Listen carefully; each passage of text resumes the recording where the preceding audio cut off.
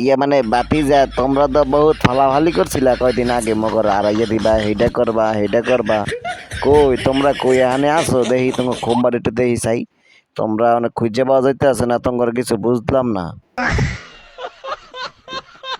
ইয়া মানে বাতিজা তোমরা এই বড় বড় কথা গেলে কেমনে কইতে আছো তোমার মুখ দা কইতে আছো নাকি অন্য কিছু দা কইতে আছো কিছু তো বুঝলাম না এই বেটা তুই কি দেখস না আমরা কি দা কথা কইতে আছি মুখ দা নাকি অন্য কিছু দা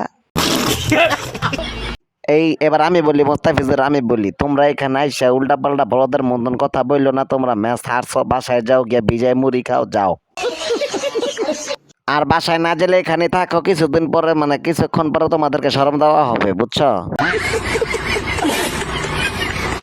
আর কিছুক্ষণের মধ্যে আমাদের সামনে নতুনভাবে গান পরিবেশন করবেন আমাদের জাতীয় টিম মেম্বার মোহাম্মদ রহিল খান ইয়া মানে কি কইতেছি হিরো আলম হিরো আলম টাঙ্কি আমার ফুটা হইয়া গেছে বাতাসে হো টাঙ্কি আমার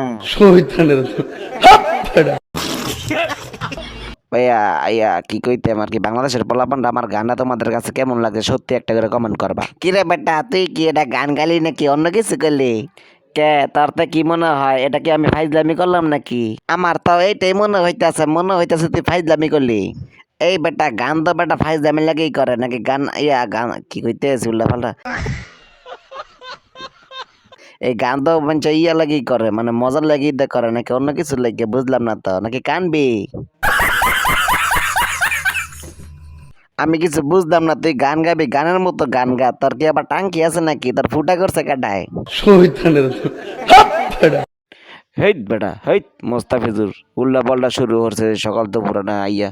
এই দিচ্ছি তো কি হয়েছে বেটা একটা গান গাইতে আছে তারা কইছে মাঝখান্দা বামার ঢুকাই দিতে বেটা মিয়া আমনা ঘরে কইতে আছি মিয়া আমনা ঘর পোলাপনটা ঠিক করেন বুঝছেন আমনা ঘর জ্বালা একটা গানও গাইতে পারি না